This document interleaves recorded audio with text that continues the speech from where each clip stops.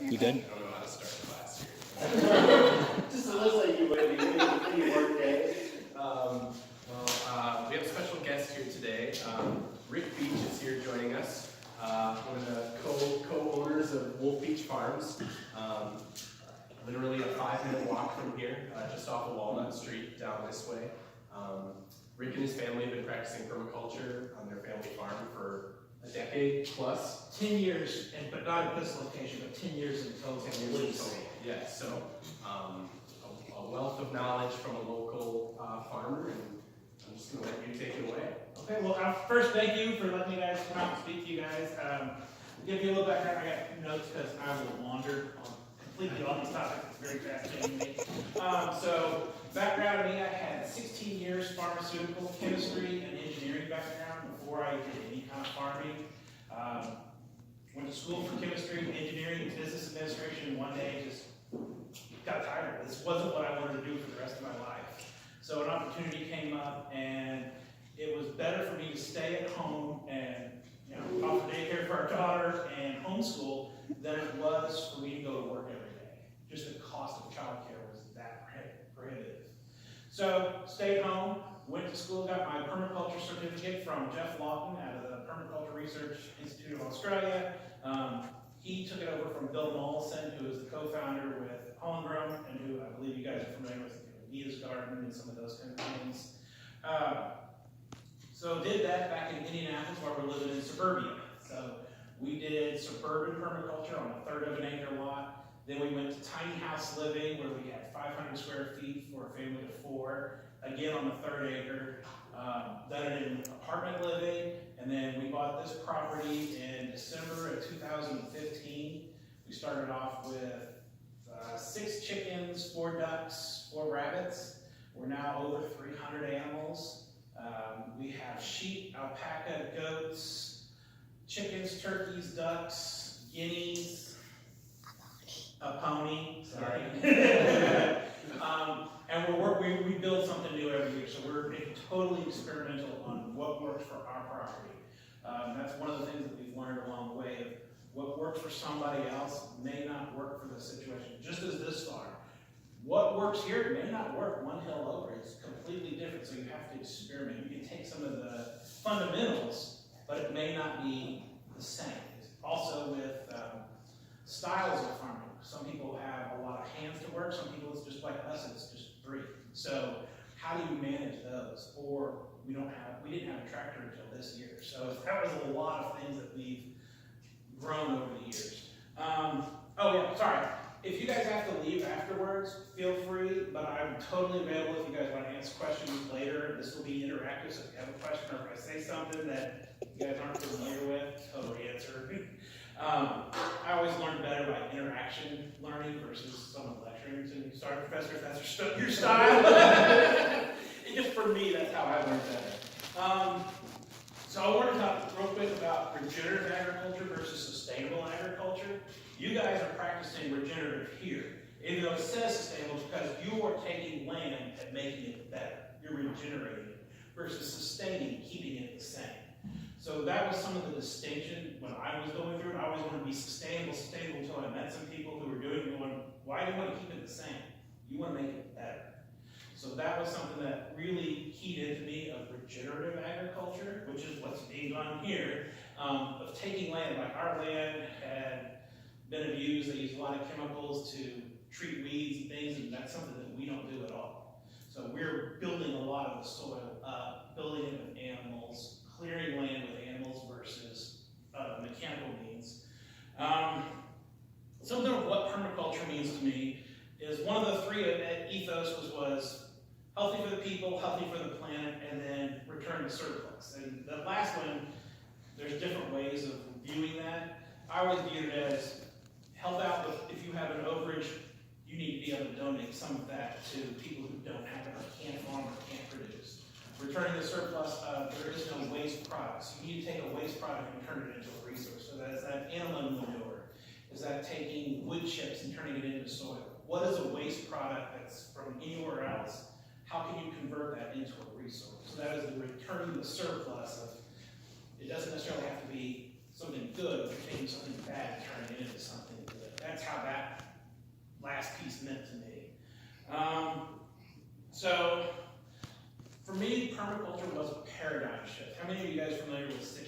practices.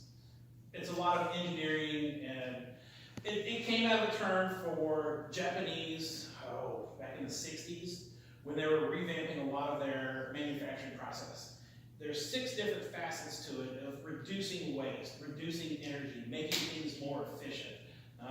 Without going into all the details, it's streamlining your process so that you have very little waste, you're maximizing your efficiencies and synergies, you're putting the right people in the right places. So you're taking everything you're doing in your process and you're streamlining. How can we make this better from not necessarily a technology standpoint, but from a process standpoint?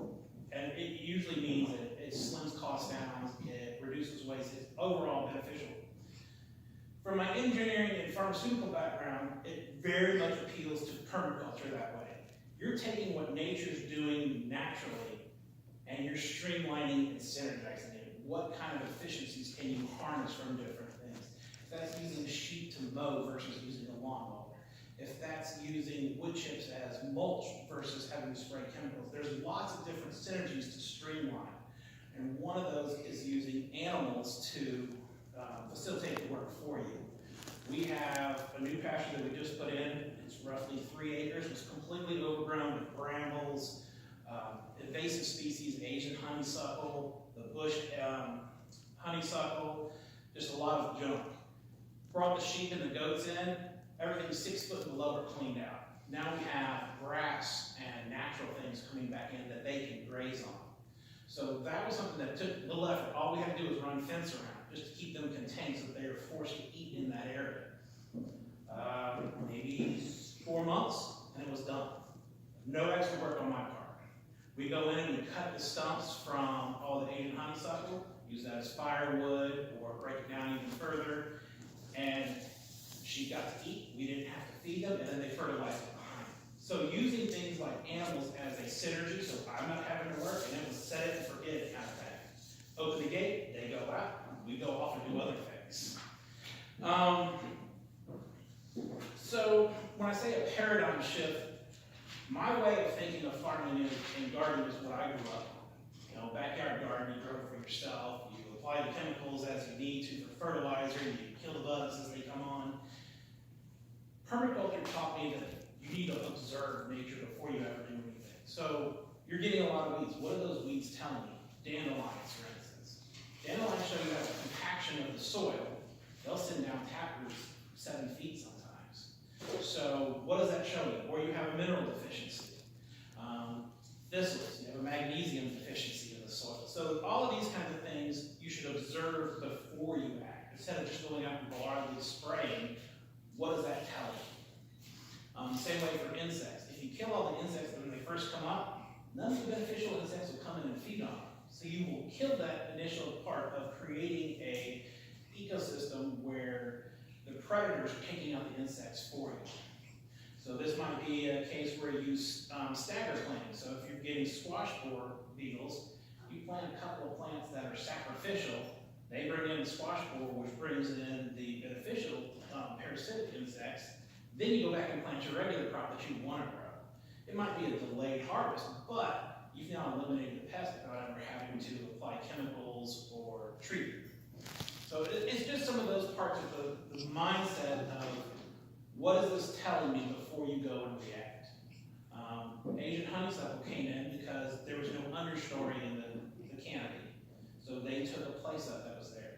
When you have bare ground, what comes in? It's the first generation species of weeds, and then they get established, and you have your canes, and then you have trees. So it's nature trying to do something. So when you have a bare ground, if you put something on it, you can curb what's being done there, but you usually want to see what's been on, what are the weeds coming up first? What is that telling you about your soil because it's fresh ground? Is it a nutrient deficiency? Is it a compaction? Is it too dry? Is it too loose? Those kinds of weeds will tell you what's in the soil. So how can permaculture be applied to different landscapes? Most people, when they think of permaculture, is something like this. It's this size. To my knowledge, I haven't seen any permaculture farms beyond 100 acres. And 100 acres are usually few and far between. It's typically 10, 20 acre range or smaller. But that doesn't mean you can't apply the principles. I was doing it in an apartment. You can grow 3 to 5 meals if you have no soil whatsoever and you have a window. You don't even have to have a window. She has an aquaponics in her bedroom that's growing celery, lettuce, tomatoes, cucumbers, a couple of herbs, marshmallow root, and it's populated with goldfish. So, I mean, you can do a lot. You just have to think about it. What do we want to do and find a solution to it? There are people in New York City in sky-rise buildings, 30, 40 stories up, no soil, no access to soil around them, but they're still growing food in their windows. Hydroponic, aquaponic, anything planters. I did the same thing in the apartment, room in planters. So supplementing 10, 20% of your meals out of your window, that's kind of the permaculture process. You're taking that need to go harvest it from California, from Mexico, from Chile, and you're putting it as local as in your own house. So that was kind of that, you can do it anyway. You just need to think outside the box of what people have typically thought of a garden. Even in urban areas, we lived in Indy, we had chickens, rabbits, ducks, and a garden. All of our landscaping was edible landscaping. So it was apple trees, pear trees. The ground cover was all strawberries, berry bushes all around the house. And if we get more people thinking that way about suburban life as opposed to planting the Bradford pears or the non-fruiting trees, you can start producing a lot more food with all of the land that's available. Doesn't even have to be land. Rural, we're over there. I've actually run into more problems with rural landscape, having so much land to work with versus in Indianapolis when we had 1/3 of an acre.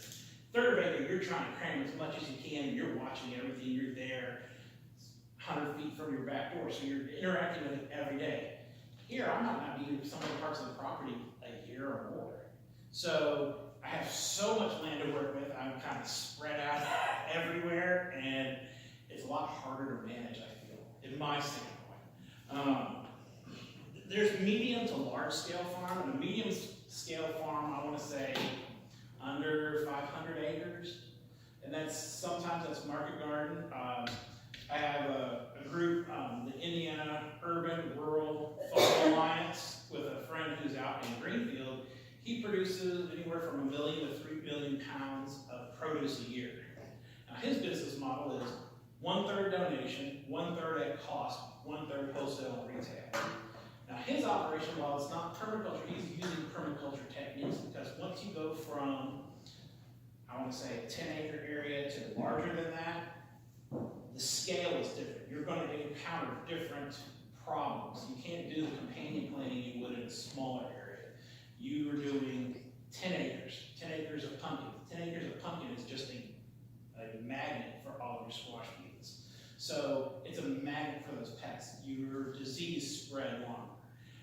It's a lot harder to companion plant and harvest 10 acres, 20 acres of a single product. So while it's not monocrop, it's definitely presents challenges between hand harvesting versus mechanical harvesting. So while he's not permaculture, he's done organic farm, he's done certified organic, he's kind of doing a bridge in between, which is chemicals as a last ditch effort to save the product, but let's try everything else we can before we get to that point. I've gone out there and consulted with him several times, and, well, have you thought about this? And it was a new concept because he's done row farming his whole life. So to think of outside the box was something completely different. Mega farms, which are talking 1,000 to 50,000 acre farms or larger, I've never seen or heard of a permaculture practice go that large. Problem is management. How are you going to manage all of that? It would be better to be broken into smaller plots, so it's 100 acres or less, and then manage it that way. Repeat. That's my opinion, but again, out of 50 years, 60 years of permaculture, nobody's gone that big, and there's probably a reason why. So, next one was, can permaculture feed the world? Yes, but not the way most people think. It's growing that 10%, 20% of food in your backyard, in your apartment, wherever you live, reducing the need on everyone else to farm. It's changing eating habits. It's changing thinking habits. So, you know, you've never had any experience with sheep. Friends said, "Why don't you try sheep? They'll just have, 30 acres." Okay, we got a couple of sheep. Well, what do we do with it? So we shear our own sheep. We shear in March every year. We do open for anyone who ever wants to see how to shear, how we shear. We don't do the typical shear. We do it on a stand. And a lot of people thought, wool, you have to skin them, it's all unhealthy. The animals are super happy after they get shorn. They're very loving. They actually do their happy leg dance when they get done because it's a lot cooler. They've lost all of that wool. But wearing more renewable fibers, wool, bamboo, hemp, those kind of things versus the plastics. It's a mindset thinking. So how is wearing, what you're wearing with permaculture feed people? Well, sheep produce wool. They will graze on things that people can't in areas that you cannot produce food to eat. So those are some of those uses of animals. It produces a fiber that otherwise could be taken up with a crop that would be used for clothing. So cotton is huge, but in a cotton field you can grow tons of other edible produce. So it's just something to think about. I don't think, in my opinion, that permaculture can feed the world, but I can help, if that makes sense. It's all about doing more and teaching more. So Jonathan, who runs the farm out in Greenfield, he donates a lot of food, but what he realizes is he can donate food, all of his crop. If people don't know how to fix it, how to keep it, how do you store tomatoes over the winter? How do you store potatoes over the winter? So people can be getting these foods, but unless they're learning how to cook with them, how to process them, how to store them, it's not doing any good. That is another part of the permaculture, which wasn't part of my class, of storing, seed saving, and using what you have. So using more native things. We grew pawpaws. For 2 years, we didn't know we had pawpaws on the property. Someone pointed them out and was like, "Oh, this is great." So now we have a pawpaw. Unfortunately, I can't eat pawpaws. 3% of the population is allergic. I'm one of those 3. And it's not like you think of breaking out in hives and rash. It's like week-old sushi from the roadside allergic. So it's not pleasant if you get allergic. They're a wonderful fruit. It tastes like a mango banana mix. And it's native, and you can harvest them. So, walnuts. There's so many things that are foraged around here that people don't even know about. There's sassafras trees growing right here, which you can make into root beer. I saw there's a lot of non-native, it's the landscaping pear trees on the drive-in. You can what's the word I'm looking for? Graft. Actual pear trees that produce fruit on those. So you have the rootstock of a junk pear tree, and you're now producing fruit off of something that was wild. It's all about thinking differently with how the permaculture would work. Harvesting rainwater is another thing. So we were talking about that earlier. How much water is used on crops and everything else is massive, and we're losing water from contamination. Who knows what the #1 monocrop in the U.S. is, and it's also the largest water resource. It's not corn, it's not soy, it's not wheat. Lawns. Lawns is the largest single monocrop. I have no data to prove it, but I'm going to also guess that it's the largest fertilizer and pesticide use as well. It uses, I want to say, 40% more water than any other agriculture use. So that's something to think about. Why are we growing lawns? Can't eat it. Sheep will eat it, goats will eat it, cows will eat it, but you can't eat a lawn. So why are we wasting resources on the lawn? Give you another example. Indianapolis. They have an ordinance for how high your lawns can be. So if you're growing fruit in your front lawn, your tomato plants are 5 foot, that's no longer in code. They'll come and mow it down and bulldoze your garden in your front yard because it's not grass.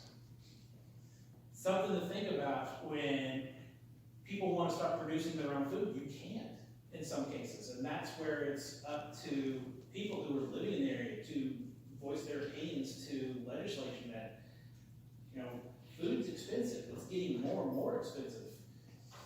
Why can't I grow my own in my own front yard? So it's thinking differently. I've always had a lawn. We've always had a lawn. Mowing the grass was, part of my right of earning a living as a child. Now I look at a lawn and go, oh, that should be a garden, that could be a pasture. It's just massive, massive grass, and it's not even beneficial to anybody. So, can it solve the world? Yeah, if you think differently. So it's not necessarily setting permaculture fields up in everybody's backyard. It's using a mindset.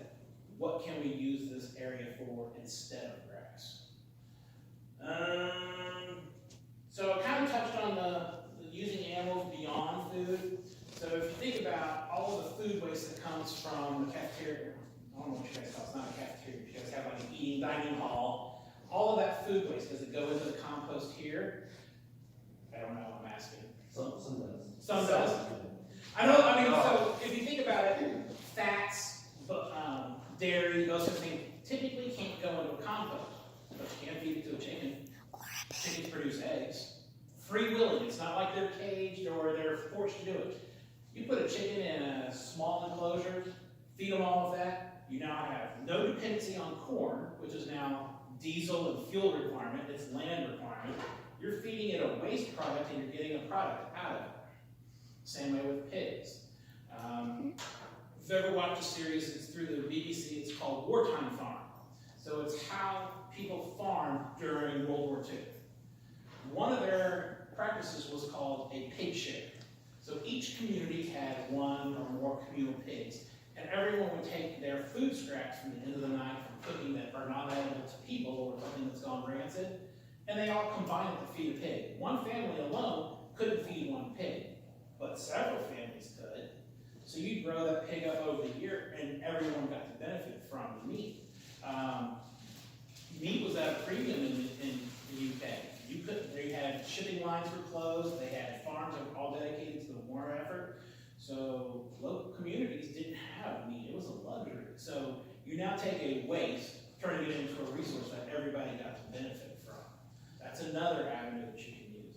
I know if you've driven anywhere out here in some of the areas, you can smell pigs. We have pigs. Ours are forest pigs. You can't smell them. You can't even smell them right up on top of them. What you're smelling is confined animal feed operations, which is pretty much all they feed is corn and soy, so that they bulk up as fast as possible. What you're smelling is the manure lagoons.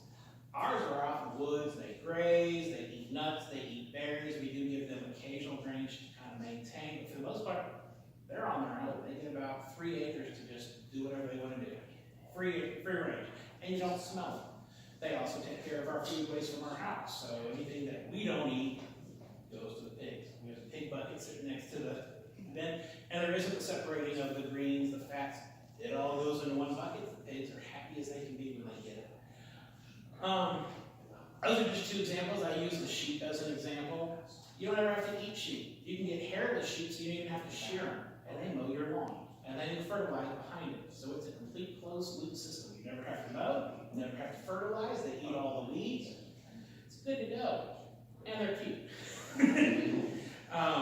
We have 83-ish sheep right now.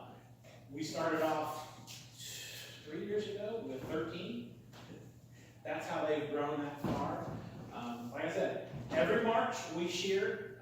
We shear for roughly a week, and then everyone is welcome. If you guys want to come out, we'll open the gate, put all the dogs away, and come take a look. It's not what most people think, not what you see on social media of how to shear a sheep. Ours get up on a stand, they get in a head collar so that they don't hurt themselves or hurt us while we're shearing. We shear with electric razors, and they get grain fed.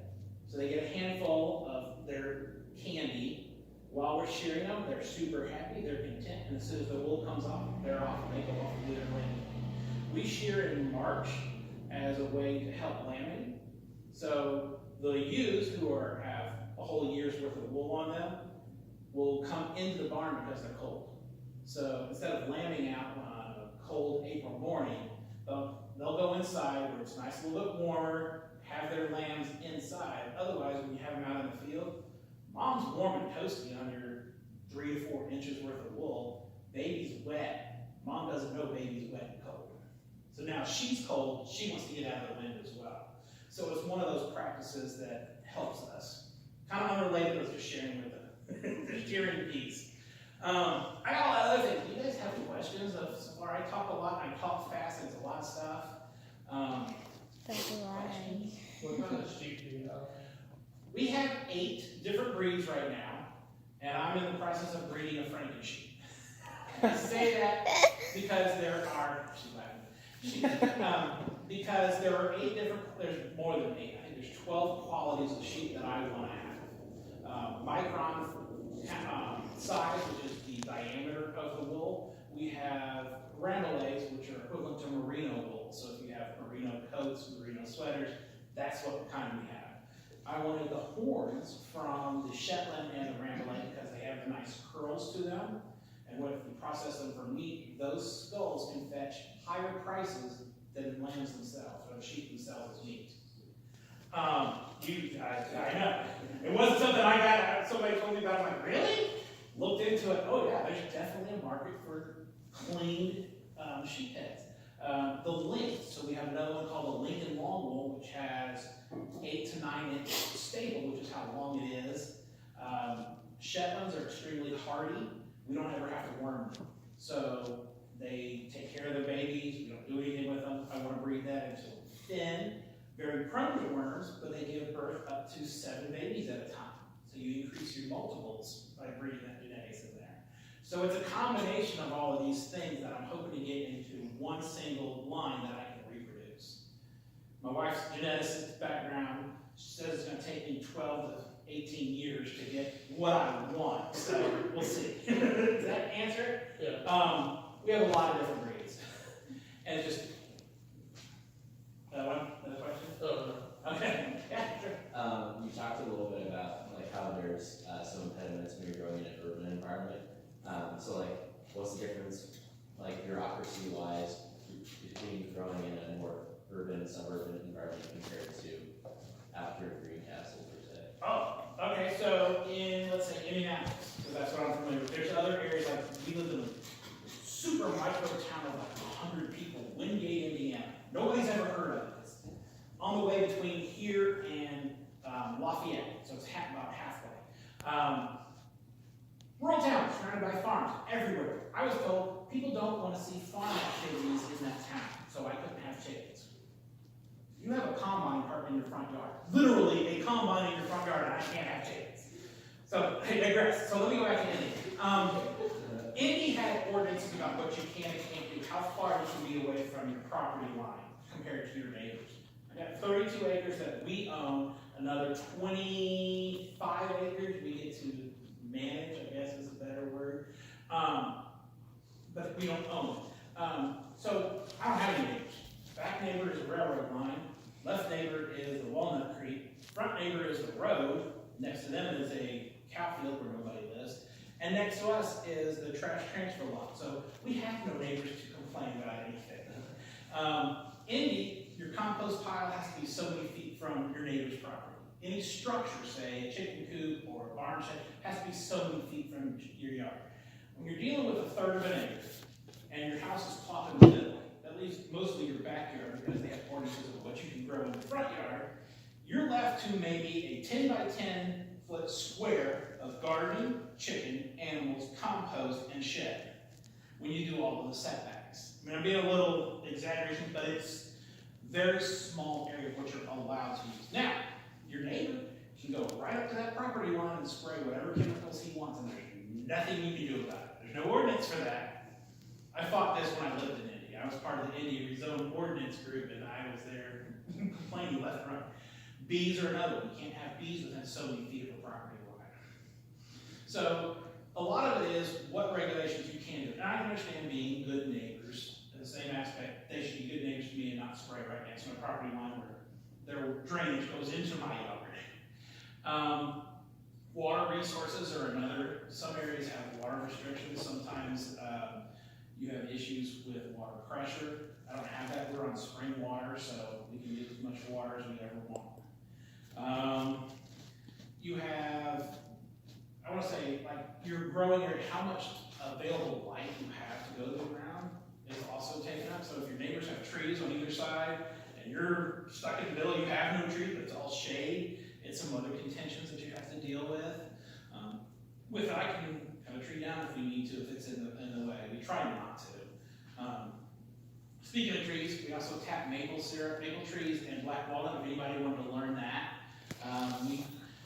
We'd give you a date, but it's more temperature time dependent. So when the nighttime temperatures are freezing and the daytime temperatures are thawing is when the syrup or the sap runs.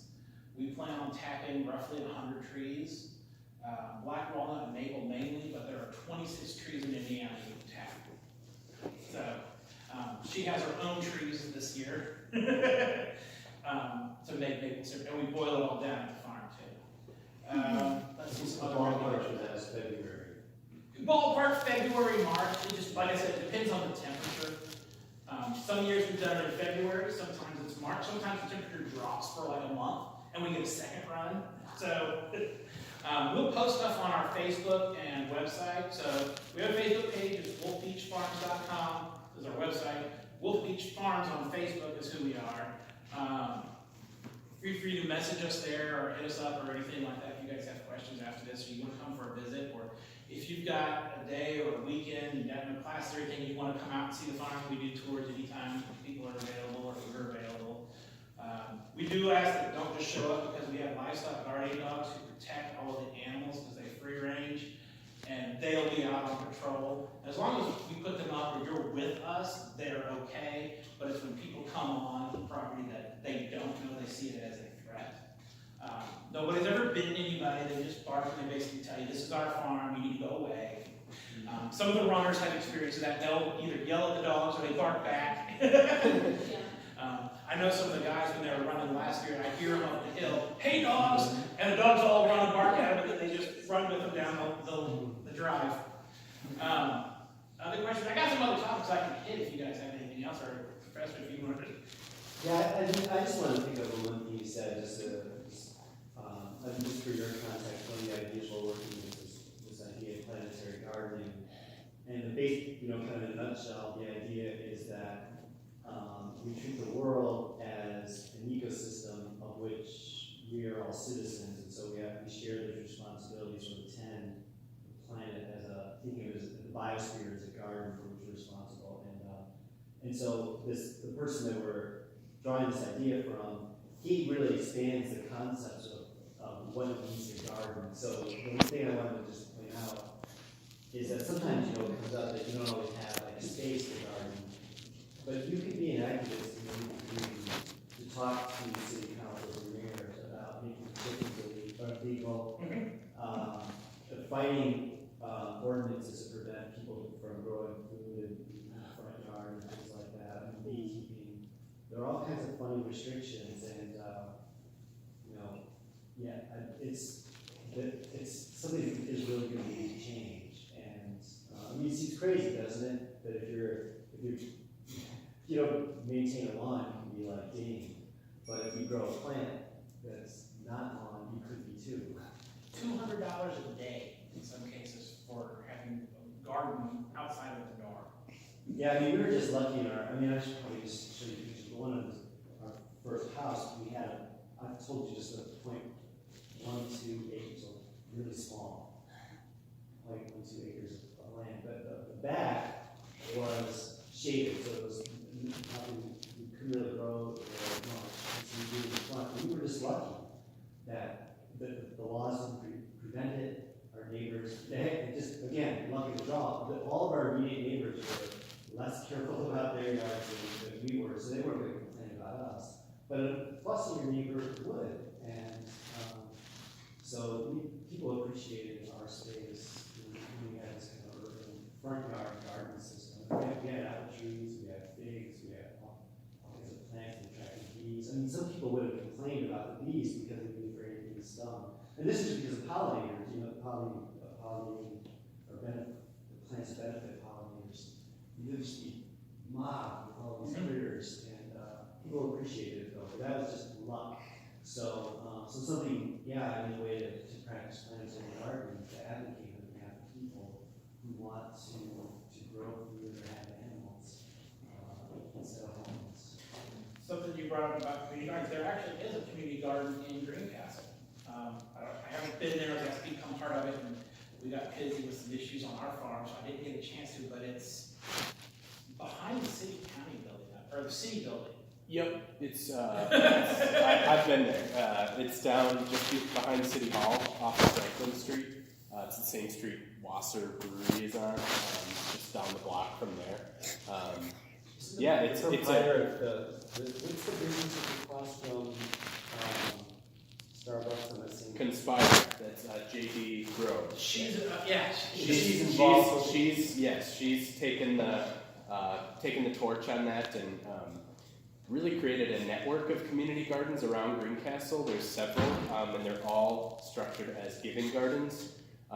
So anybody can come help out, anybody can come harvest things that are ready, anybody can come check it out. This is a prime community garden here of advocate for, I don't know if I want to those of No. students having their own garden away from home. I mean, a raised bed along your pathway here, that might be something you guys could advocate for. Yeah, I mean, I was talking to my wife about this. She does sustainability agricultural research, and we were just looking at an idea for issues we might pursue. It's actually I'm having this event that could be a fundraising event in Bloomington, and so I was saying, well, maybe we could do something for marginalized community gardens. And so here's the data point. The data point is that most community gardens fail because people don't know what to do with the food.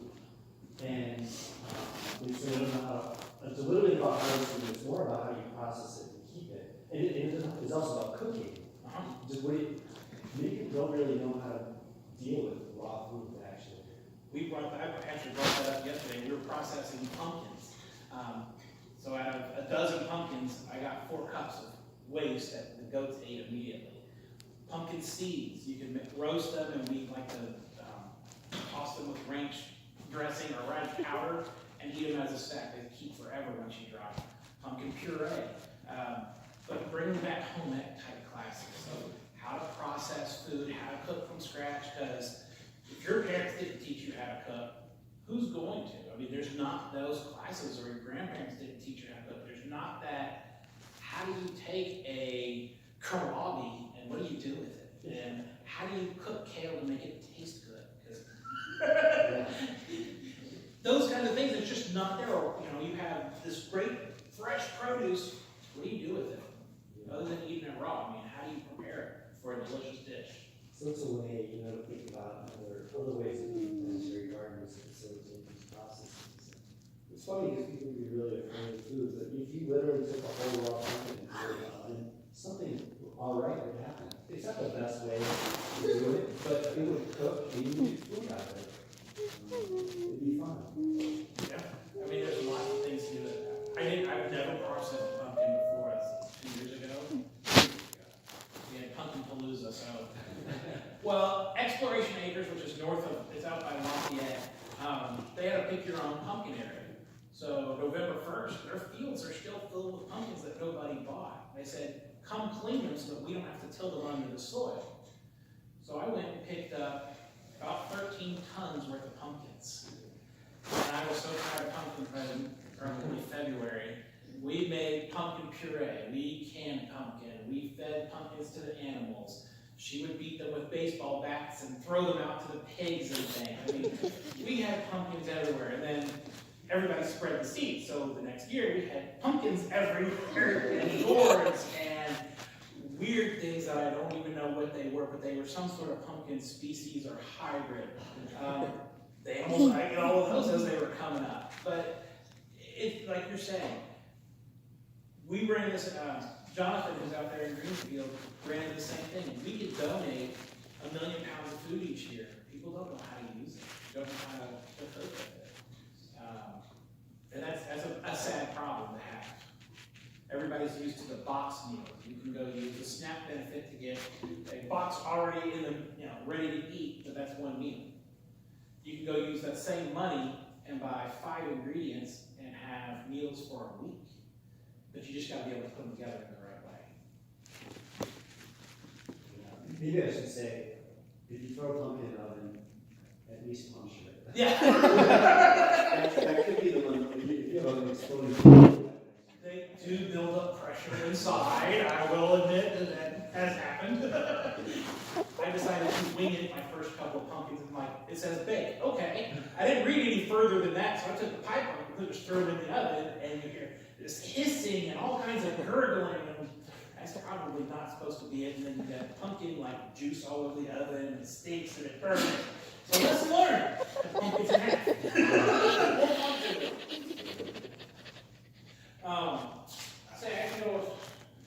So we talked about, that was like my next topic was feeding people and the hurdles of that. You might not know, because some of you guys aren't local, but there is a salvage grocery store just down the road. It's not down the road, it's like 30 minutes down the road. It's not outside of Rockville, but they'll take expired chips and cereals and other canned goods that are close to being expired, and normally that was going to be thrown away, but they'll resell it. I've picked up cases of like Chobani yogurt and the really expensive yogurts for $2 for a case. You can't buy a whole container or one container for $2. Keeps it out of a landfill, it's a food resource. Problem is, you can't do those in a lot of areas because they make it illegal. There is a food, I can't remember the actual name of the law. No one will hold you accountable as a nonprofit or government entity for taking food waste from grocers and giving it to people.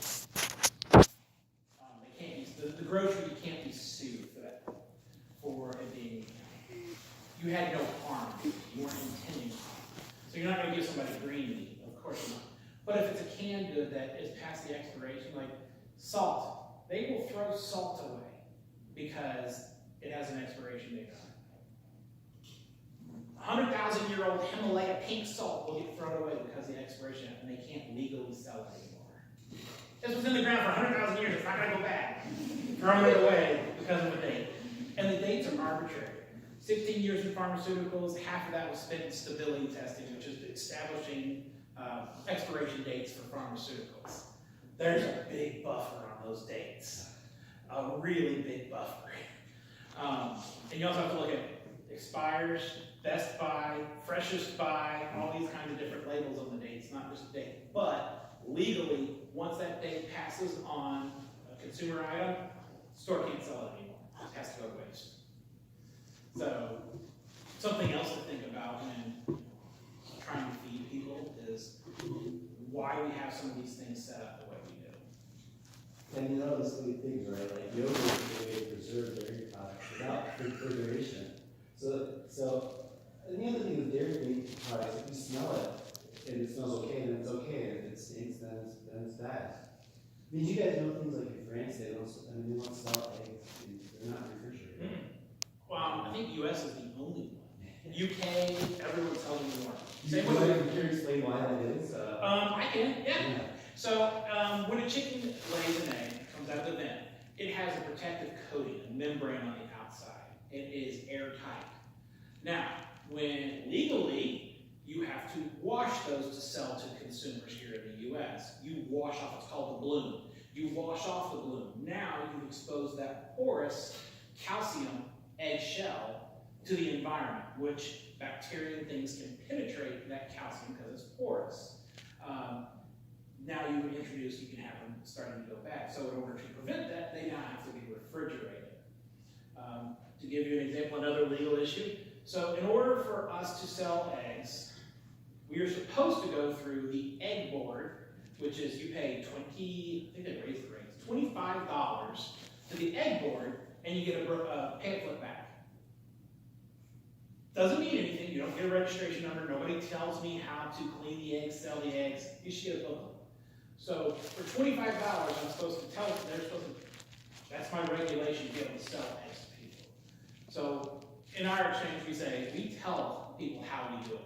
We harvest the eggs once every day or every other day. We float every egg, and if you want to know how to tell if an egg is fresh or not, bad eggs float to the surface. Should be hard-boiled eggs will float upright, so you know how they're oblong, they'll stand up. Fresh eggs will sink on the bottom. eggs that you buy at a grocery store, been out for 3 to 6 months.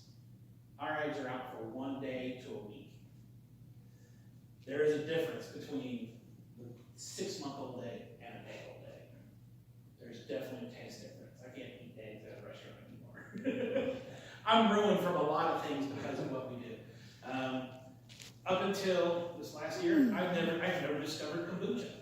I always thought it was kind of this hippy-dippy drink, and no, I don't like that. And after my issue with the pawpaw, I decided to try lots of different, gut bacteria type things. Tried kombucha. $8 for a little bottle. I make a wine-sized bottle for 25 cents or less.